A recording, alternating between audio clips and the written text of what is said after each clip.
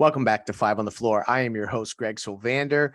Today's floor plan with me live from the AAA, because that's what we're going to continue to call it. No, FTX Arena, the practice court, where they have just completed 1v1. I have Brady Hawk and Alex Toledo. You can follow them on Twitter at Brady Hawk 305 and Alex Toledo at Tropical Blanket.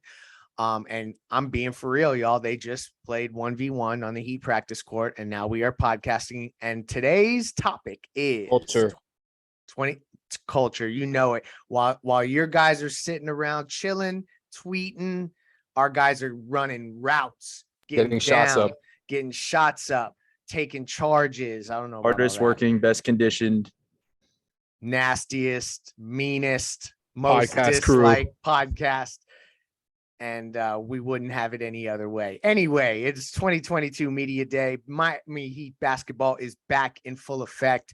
That is cool. We are loving that. Ethan Skolnick, Gad Cartagena, Alex Toledo, and Brady Hawk were all in the building for that. So they got to take in the entire experience. We had great conversations with a lot of Miami Heat players. Look out for that throughout this week. We are going to have you packed with content, exclusive content you won't hear anywhere else. We have interviews with a number of players and a few things that were said that are going to definitely become primary talking points, and we ain't giving them away on today's episode, guys. But what we do want to get into is the 5 big takeaways from what we heard today. I am going to lead the way here, but I'm not going to talk for too long. I just want to say the first thing that really jumped out to me, guys, is, and I think I saw it via Barry Jackson tweet. So ground me in reality if the vibe in the room was different than the tweet felt to me as I read it. But it was related to Kyle Lowry, hearing the call outs from Pat Riley over the summer about his conditioning. And he essentially shrugged it off as if he hadn't really heard it initially. And then just said, gave a very generic quote that felt detached from that reality. And he did not own that at all. To me, that was a real black eye of the day. I did not love that. It felt like back when Timmy and the organization used to haggle over stuff like this. I know that Kyle has been not really open-minded to talking about Heat culture doing much for him for whatever reasons that there may be. Alex, talk me off the ledge a little bit here, because this is the one thing from Media Day, as I've heard and ran through the quotes, and you guys were in the rooms more, so I'm going to rely on you to temperature check it on behalf of me. But that was the one thing that felt weird. How did you perceive that comment as it came out? Well, I can confirm, right? Since I'm a reporter, I'm supposed to say that. I can confirm it felt weird in the moment as well. Kyle Lowry, and I think it was Gad who said this while he was here, was just very kind of apathetic towards the whole thing. I don't know if am I saying that right? It was a lot of apathy, and that was really, I thought that was a great way of putting it, just because you could tell he didn't really want to do that. I think he knew he was going to get those questions about the conditioning. He almost definitely knew that. And I could look, honestly, I see it from his perspective. I can understand why having to face those questions, knowing you're going to get those questions first day of Media Day. It's all about your conditioning when you're a 17-year vet, who's won at the highest levels. I'm sure he would be annoyed by that. But yeah, I can confirm it was definitely the one guy who I think stood out, like a sore thumb as far as just emotionally, right? Not to try to read into what anybody's thinking or anything like that. I just think Kyle was the one who was very clearly trying to get out of there, just trying to get through it, right? Which I'm sure all of them are to a certain extent. But, as far as putting the face on, the first day of school vibes that are very much present at Media Day, he was the one that kind of just wasn't fitting into all of that. Everybody else is all smiles, joking around. Everybody's glad to be back. And I think a lot of it really had to do with just the line of questioning, because that was the majority of the scrum was about his conditioning. And so the Riley thing was funny to me because it very much felt like he was playing defense the whole time. The season already started for Kyle Lowry. He's already playing point of attack defense against the reporters and their questions about conditioning. But the Pat thing made me laugh because, like you said, he kind of tried to act like he didn't really know about it. He said that he was told about it by other people. He hadn't heard it himself. And so he basically just gave out the message that, he's just focusing on his own work. He's not doing it for Pat Riley. He's not doing it, just to like satisfy these people who are asking a lot of him. I think he just looks at it as like his own work. He has his own work to do, and that's his problem. And he doesn't really focus about anything else. I think there was definitely a little bit of like, what's the word, man? Like, I don't know if it's sarcasm, like in like some of his answers, you know what I'm saying? Like he didn't really want to answer. Again, I'm just, giving my opinion. I can't tell you what Kyle Lowry was going through his head, but yeah, everything that you were feeling, I think, I can confirm. That's interesting because I sensed resentment as well. And, he's a longstanding veteran, an NBA champion. He feels like he did it his way in Toronto, and he probably doesn't want to necessarily have any perception that he's coming here to be fixed in any way. And you know what? I understand that. But like, bruh, you're being paid a lot of money.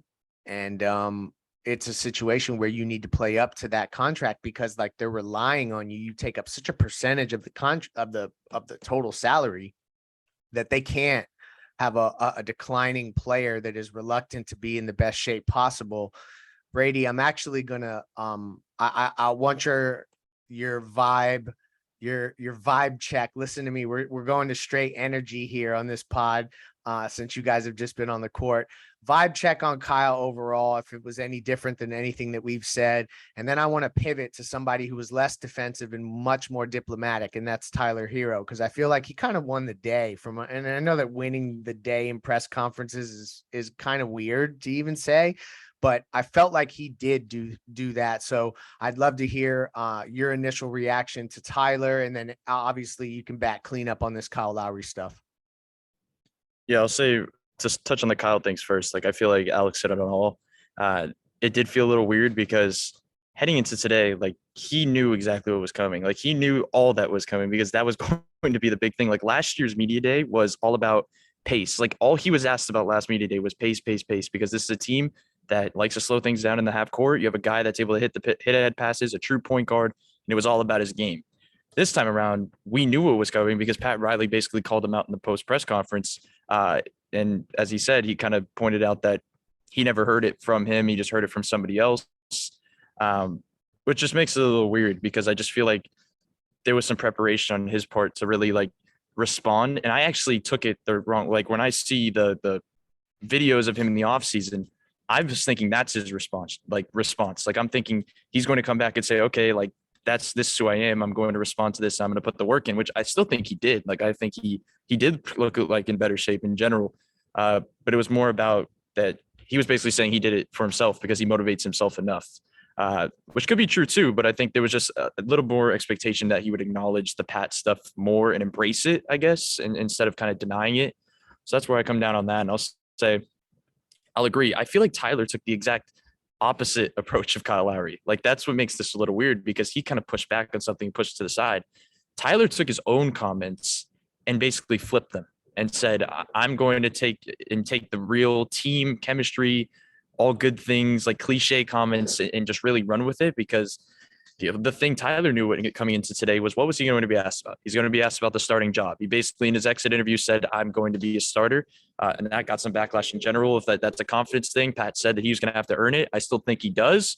But then today he came out and said, I'll play whatever role you ask me to. It doesn't have to be starter. It could be anything. And that was a little bit of a surprise because he reiterated that like 2 or 3 times to like make sure you knew he's about the team. If Spo says he wants to put him here, I even made the joke earlier that he could end up being their starting 4 because he's probably taller than PJ. Like, they can put him anywhere. Like, so that'll be the thing. I think it was an interesting approach on his part to take that route because heading into camp, I feel like it's not on him, the reason, but it's not I don't know, the word's not distraction, but his name has been floating in so many training camps. Every training camp of his NBA career, his name has been floating. If it's for different reasons, it's for trade rumors, if it's for this, that, and the other. And this year it was kind of trade rumors. It was kind of the starting lineup stuff. It was about the playoff stuff.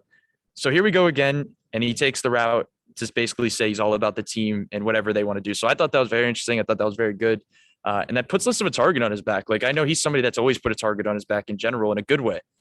But for him to take this type of route and just say, I'm going to be me, I'm going to be for the team in this different way as he gets older, as he just continues this way in his NBA career, I just thought it was a really interesting day for him. And I thought it was a pretty actually cool thing for him to do, I guess, heading into camp, which once again, I'll reiterate, I think he does earn it in camp and it doesn't have to be by his voice. It'll be by his actions.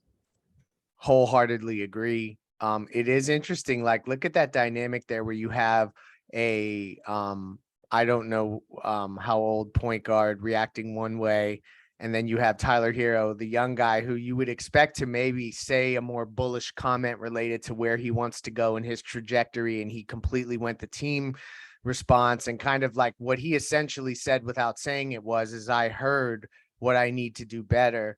I mean, also dude has a max extension to try to earn. So, I mean, I also understand that aspect of it. He's a smart man.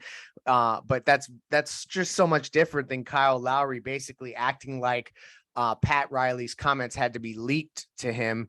And do you have a water leak and can't find where it's coming from? Are you dealing with water or mold damage in your home or business? Then call Water Cleanup of Florida at 954-579-0356 for immediate assistance. With over 60 years of combined experience, Michael, Robert, and their team are prepared to handle any type of leak detection issues 24 hours a day, 365 days a year. After the leak has been located and repaired, Water Cleanup of Florida will then clean, dry, and fully restore the damaged area. Water Cleanup of Florida is a fully licensed, insured, and certified one-stop shopping spot. Busy homeowners, busy business owners, that you need to be able to go to one place, get it all done. Water Cleanup of Florida is that place. Service areas include Miami, Broward, and Palm Beach counties. Call Michael anytime on his personal cell, 954-579-0356. Again, that's Water Cleanup of Florida, 954-579-0356. Also, you can visit their website, wcufl.com. Follow them on Facebook, Instagram, Twitter. Check out the Google reviews. They got 70 plus 5-star Google reviews, y'all. Water Cleanup of Florida. If you got the schmutz, they got the guts. All right. So Tyler Herro, I feel like he definitely he said the right things, but this is another circumstance where fans are not going to care what people talk about until they see it on the court, see it in the playoffs, etc. So let's slide to this next one. We had a defensive Kyle Lowry, a diplomatic Tyler Herro, and a bit defiant Jimmy Butler, but in a very playful way. And I did see this comment via video, I think from one of you guys. And if it wasn't, maybe it was Ethan.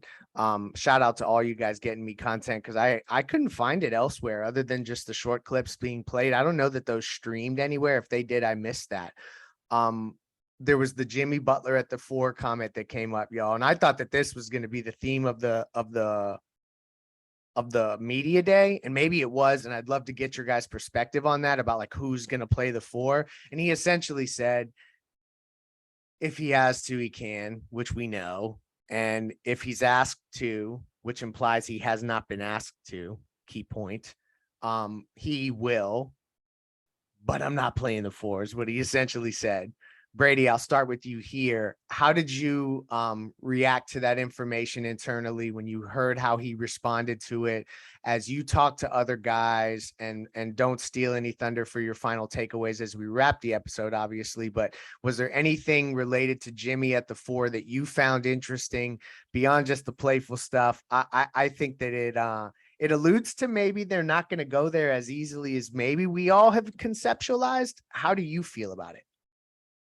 I feel pretty much the same as I felt beforehand. And the reason is because of a certain Max Strus comment. And the reason I say that is because something we were talking about on our rotation pod is that we kind of expected the Kyle, Herro, Strus, Jimmy, Bam lineup. That was kind of our expectation.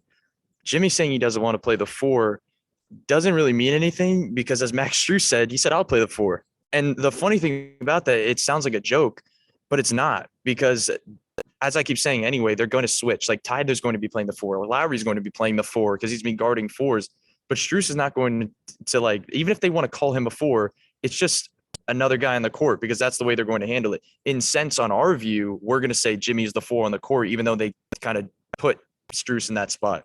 But that's definitely the topic of the day, I would say. The topic of the day from a basketball standpoint is who's the 4. We keep hearing about losing PJ Tucker. How do they make up for that? Who's the next guy up? Do they play bigger? Do they go smaller? We know there's certain options on the roster that we keep going through, other than like the Calebs and the Yurts and all those type of guys. You go down the rest of the roster, and there's guys that think they have a chance as well, like the Haywood Highsmiths, the Darius Days. And that's a quick preview, because we talked to all those guys and we mentioned and talked about the 4 stuff. So that was coming out throughout the week. But it's interesting because that is the topic here. And as much as Jimmy says he's not playing the 4, what he means is that he's not starting the game playing the 4, I guess, because I think we can all agree this team is at its best late in games when Jimmy's at the 4. That's just the way they need to be. They're in an offensive team now. They need to spread the floor.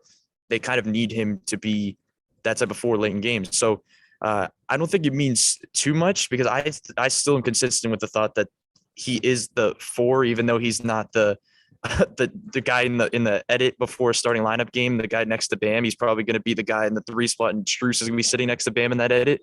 But other than that, I think we could stay consistent with it. But it's more about, I guess, we talked about this the other day or yesterday's pod about the next guy stepping up.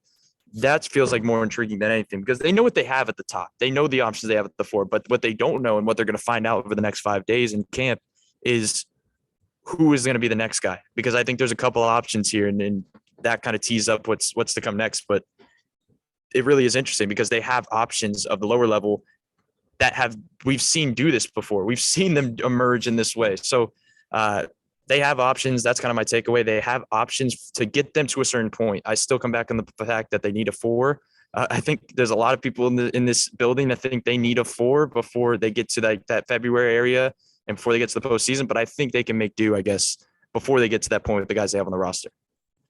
I'm glad you're saying that, because I think it would be what's the word? It would be naive to walk around that building and not know that you need one more guy up there up front. But it also is comforting to hear options. And on our Off the Floor subscriber feed, which we are going to ramp up content there in a big way. We have been brainstorming a million ways that we can try to add more to there. So to our loyal subscribers, we definitely love all 500 of you guys, and make sure to subscribe. It's $3.05 a month. First week free. You can try it out. It's on Winnow. Ethan posted this. So Alex, this is where I'm sliding to you on this 4 stuff. He said that guys that were mentioned today as possible options at the 4 were Jimmy Butler, Max Strus, Bam Adebayo, Caleb Martin, and Haywood Highsmith.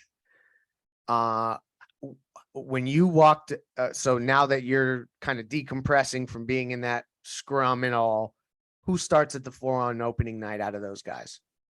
Honestly, can't tell you that I feel better about predicting who's going to be the guy. Like, I think right now, if I had to give an answer, it would probably be Caleb. But even then, I don't feel very strong about it. I feel like, Caleb coming off of the contract, the fact that he came in here looking a little bit stronger physically, and I actually did talk about that in our interview with him. But Caleb having that experience, getting all those minutes at the 4 last year, even if it wasn't as a starter, he did play with those same guys. And look, I understand the concerns with starting him. I feel the same way. Like, I think it's something that could go either way right now. Like, I think he has to hit his shots, has to hit his threes if he's going to start with them, and has to really contribute as a guy off the catch the way he did last season, attacking the rim. I think that, have to utilize that where he isn't just a standstill guy. But as of right now, I think Caleb is the leader in house, just if I had to guess, but I don't feel strongly about it. Like, I think Highsmith, I wouldn't be surprised if he started. I wouldn't be surprised if Spo went a little bit smaller and just went kind of 5 best guys, more or less. If they started Tyler and Max together, that wouldn't be all that surprising to me. So I think it's one of those 3 scenarios, either Highsmith, Caleb, or both Tyler and Max start.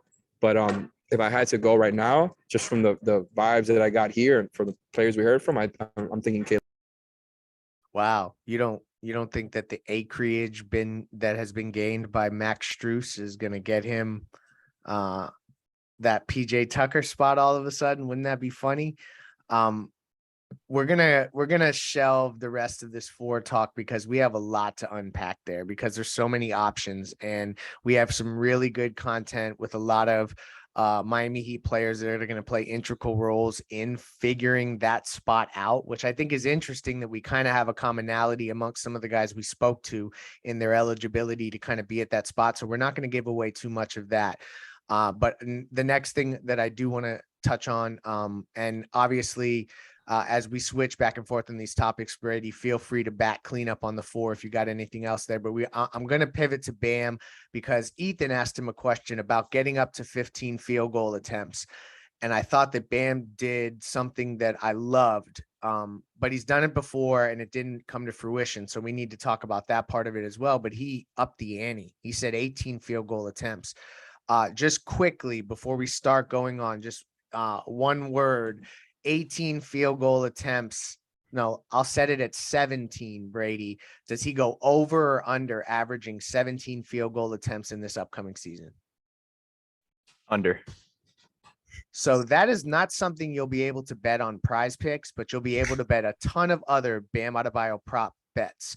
Prize Picks is the easiest way to play daily fantasy. Getting started is simple. You register for an account, make a deposit, pick more or less on 2 to 5 player stats. You can win payouts up to 10 times.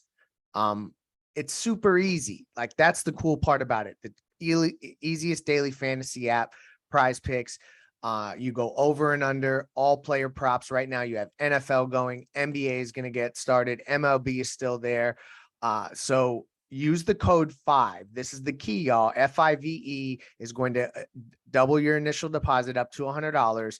This is the daily fantasy partner of the 5 Reasons Sports Network and 5 on the Floor. Check out Prize Picks. I cannot recommend it enough, but use the code 5 FIVE to double your initial deposit. All right, y'all. This was the one that got me most excited. I'm not going to lie, because Bam Adebayo, my favorite basketball player on earth these days that still plays. Shout out to D Wade. 18 shots a game. Somebody quote tweeted me and showed his stats at 15 a game, and they look really good. They look even better when he shoots 18 a game. I know that those are few and far between, but those are his takeover moments, right? So we're talking about more takeover moments to get to those averages. Brady, am I too excited about Bam Adebayo? Do I need to be talked back off am I going too crazy here? What did you make of what he said today? I'll say that I think it's a good thing that he basically elevated the comments of Pat Riley, where he set a goal for him and he basically said, I'm going to set an even higher goal. And that goes along with the nickname you gave him, no ceiling. He's just embracing the nickname you gave him, because that's just an interesting thing to do. That kind of co-aligns with what Tyler did and kind of taking back his comments in general. But I'll say this, when we talk about the roster, you're basically, in terms of regular season roster, subbing Victor Oladipo for PJ Tucker. They basically are totally different in shot attempts. Like, they're totally different offensive players. One guy is going to be super high usage. The other guy was not high usage, and he capitalized on catch and shoot threes. You're expecting Tyler to probably make a jump in that category. You don't want Jimmy to decline in that area.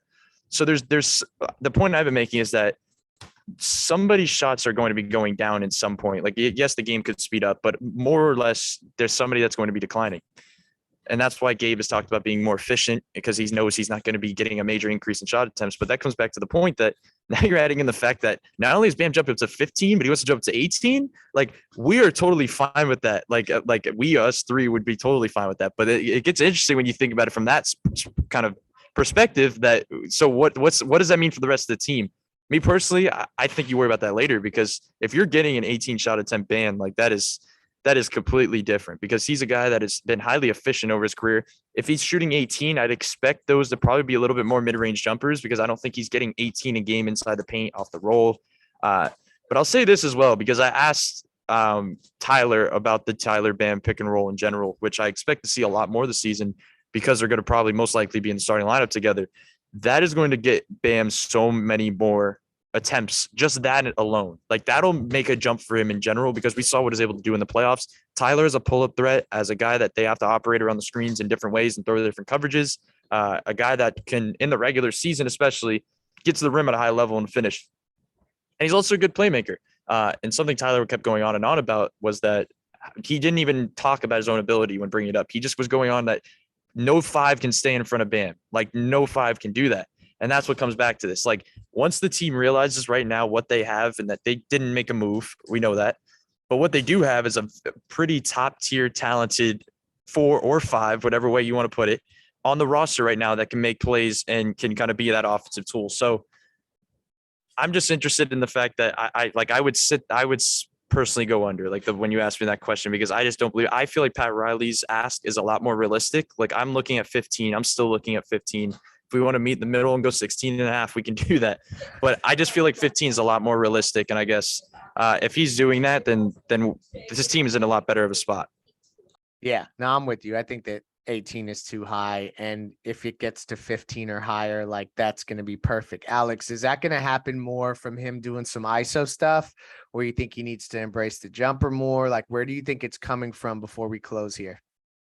I do agree with Brady that I think it's going to be some, coming from the mid range. I think he's going to have to operate a little bit more differently than he has in the past. I spent all summer talking about how, in the past couple of seasons, talking about getting Bam a more varied shot profile.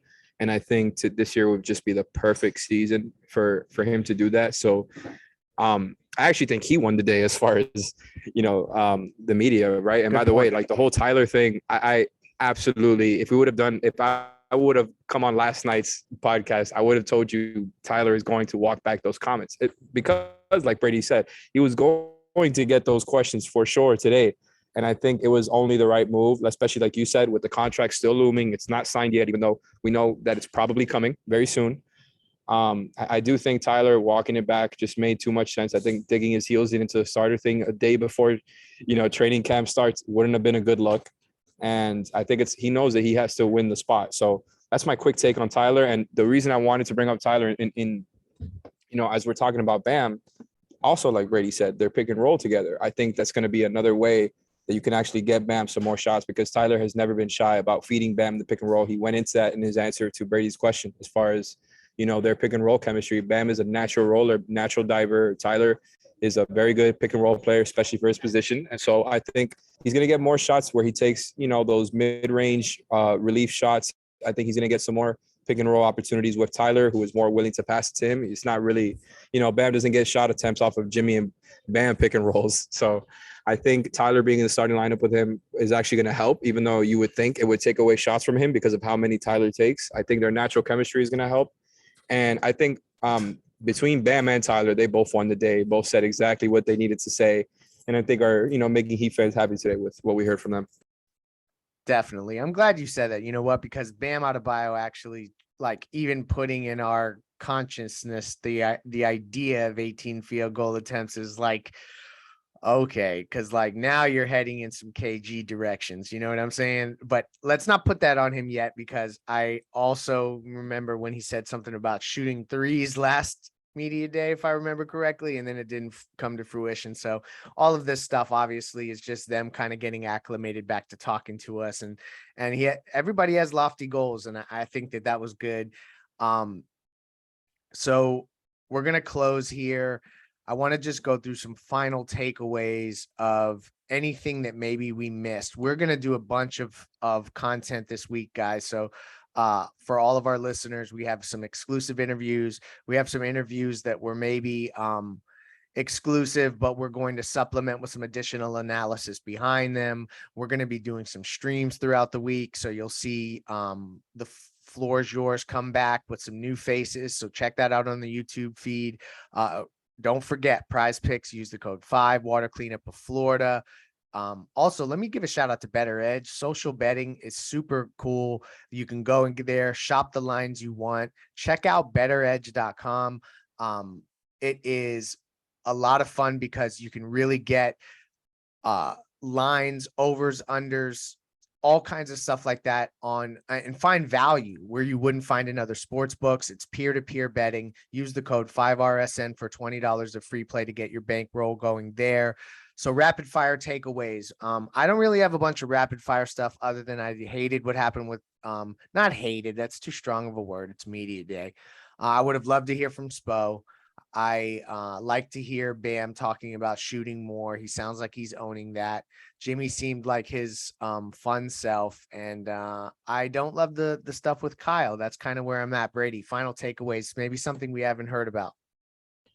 Alex touched on this a little bit earlier, but I think one of the interesting things about this is it kind of ties into the 4 conversation. But when we're looking at the potential options, and one of those guys we keep talking about is Caleb Martin. After the season, he talked about the things he learned from PJ Tucker, the things he wants to, even before PJ left, he was talking about he wanted to replicate some of the things he did as a screener and things along those lines.